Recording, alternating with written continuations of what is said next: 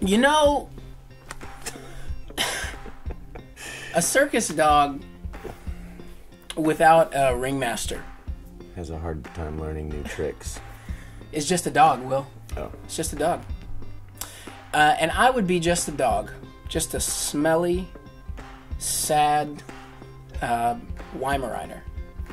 If it weren't for my ringmaster. Who is that, Jimmy? You're looking at him. Will Hunt, producer extraordinaire. That's what he tells me to call him anyways. Right there. So I wanted to introduce him to you. Hi. Hello.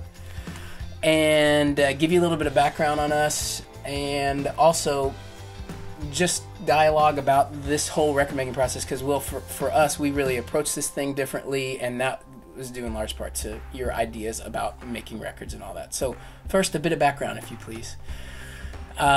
2007. I remember it like it was 8 years ago. And he took a meeting with me, and over a calzone, we talked about making my next record, which ended up being a record called Not Without Love. Will obliged when I gave him money. And we made a record. It came out in 2008. And here we are, 2015. Sparks flew again. It was beautiful. It was magic. Well, there was a lot of conversations ahead of time between you and I that were about what you wanted to do next musically and what was impacting you at the time. You were playing me a lot of music and talking about what you liked about each record that you would play me and how you felt like that could fit into what you do. I guess the conversation became, well, how do we go about that? How do we make a record like what we were talking about making, that was really diverse creatively, was modern, was pop in a lot of ways, but didn't lose that sort of soul R&B element that you exist so well inside of. And the first step would be, I guess, writing the record.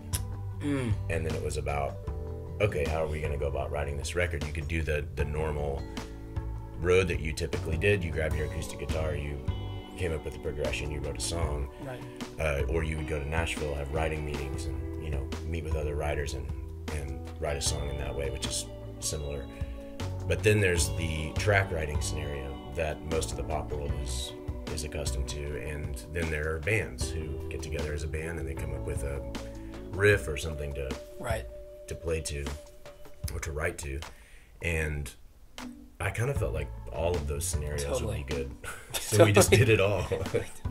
Which was so inspiring to me. I never have explored that until you gave me some tracks to chew on and write to. And it was cool, like, for me, I guess this was your intention, like, it awakened in me, like, I wasn't, because you created the music in those moments, like, I didn't tend toward what I'm used to, right? And that like pushed me into like a new musical climate that I hadn't like been in.